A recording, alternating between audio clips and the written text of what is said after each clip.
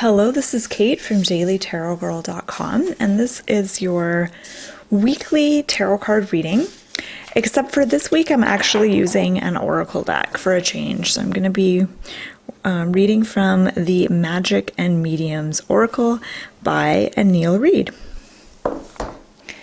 Okay, so I'm going to draw 3 cards. Each card is going to represent a portion of the upcoming week. And before we get into the reading, I just want to let you know that I am offering private tarot readings for the month of January.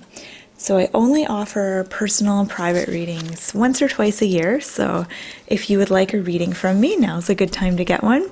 And I'll put the link to where you can find out more about that in the description box below this video. Okay, so let's get started. So the first card is for Monday and Tuesday of the upcoming week. Okay, I love how we got the attraction card because I started doing this video about 5 minutes ago and I pulled this card in the exact same spot and then the phone rang and it was my mom. And so it interrupted my video. So I'm like, oh, I'll just start over. So I reshuffled the deck and now we have the exact same card in the exact same position. So this card is really, really meant to be here. Okay, so I love this. There's 2, they look like identical twins. They're gazing at each other and they're holding magnets in their hands and the magnets are drawn together. Okay, so attraction. Notice what you are drawn to at the beginning of the week and really all throughout this week, not just the beginning. But notice what you are attracted to and notice what is attracted to you. So what do you seem to be magnetizing right now? And that kind of gives you a little bit of insight into the kind of energy that you're exuding. So notice, what kinds of people are you attracted to right now? What kinds of places, activities are you drawn to?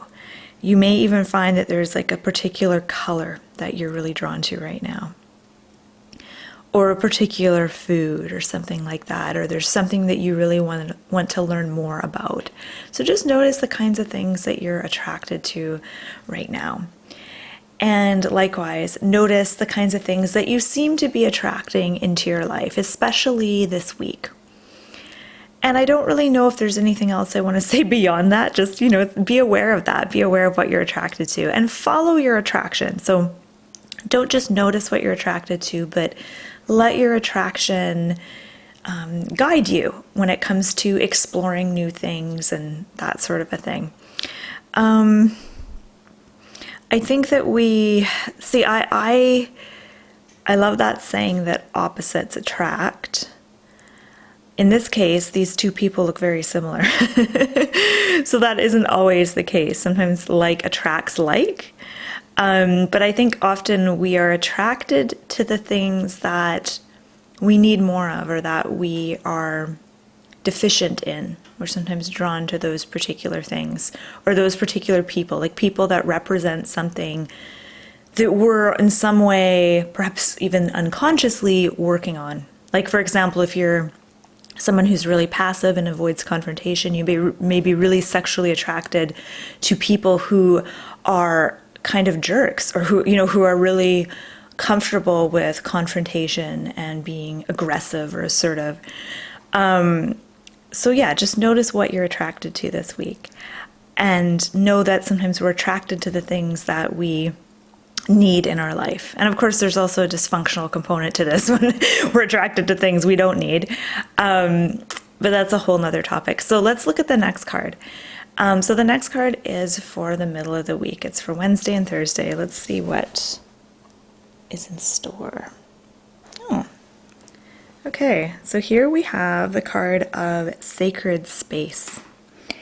And it makes me think of really the importance of creating sacred space and holding a space for your own unfolding this week.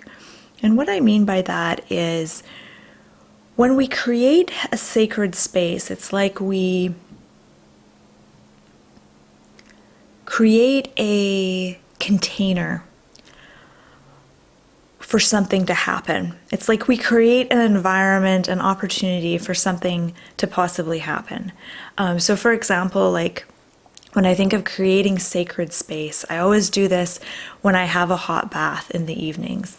So I will get my favorite crystals or whatever crystals I feel represent, the energy that I want to bring in. And I will put those crystals all around my bathtub. I'll light some candles. I'll choose a particular essential oil blend to put in the bath. And I'll play, some really nice music. So I really create this space for relaxation to happen, but also for like creative ideas to come in, insights. It depends what's going on for me. So if I'm trying to solve some kind of a problem, I want to create a sacred space for me to perhaps get some insights into that problem. If I'm wanting to bring in more creativity, more inspiration, then I'll create an environment that will help me bring in that inspiration. It doesn't always work. Sometimes I don't come away inspired or anything. But creating sacred space is about really kind of trying to think of how to explain this. Whenever I create sacred space, I feel like I'm honoring the divine in everyday life. And it's like I'm making a bridge between the mundane day-to-day life stuff and the magical and the mystical. And I'm kind of bringing it together so that I can really honor and acknowledge the unseen, mystical, spiritual side of life. So that's going to be important for you to do this week. So think about different ways that you can create sacred space in your life. So this may be creating sacred space for some kind of a ritual, like my bathing ritual. It may be just, if you're giving yourself a tarot reading, it might be about just spending a little more time creating a space to have a really special tarot reading. It may even be about rearranging your plants and your crystals and things like that in your home to create a different flow, different kind of energy feel. Whatever works for you. So let's look at the last card. This card is for Friday, Saturday, Sunday. And here we have intuition. Okay, I love this card because she's got a blindfold on and she's attached to her cat. And her cat is leading the way, and it's like it's almost like the cat represents a part of herself, so her intuitive self, her instinctual self, and she's letting that lead the way, and she's kind of following.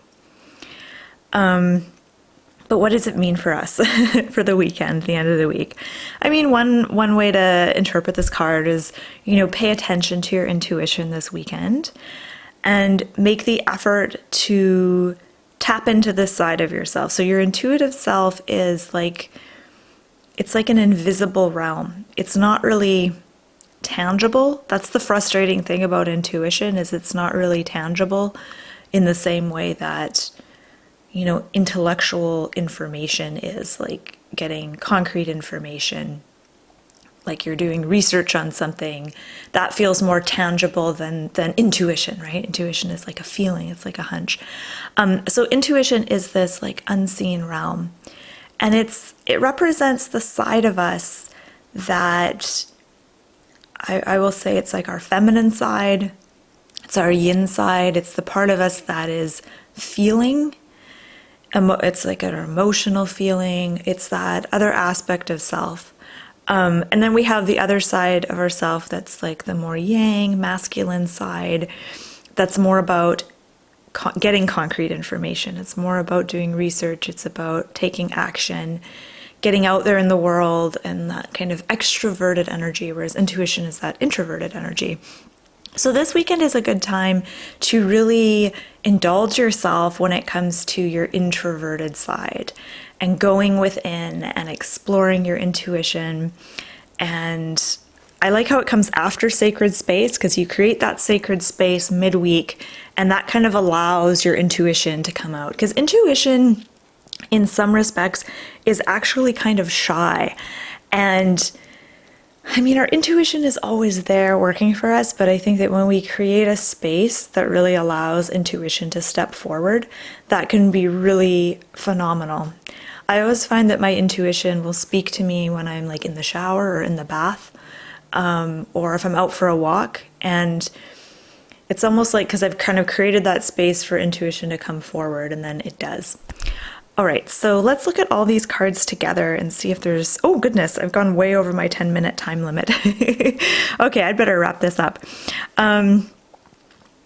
Yeah, so pay attention to what you're attracted to this week and follow your attraction. See where it leads. Unless your attraction is to something, really destructive or unhealthy, then don't, obviously. But just notice what you're attracted to this week. Make an effort to pay attention to the space that you occupy. What is your space like, whether it's your workspace, your home space, and see if you can make that space more inviting, more sacred.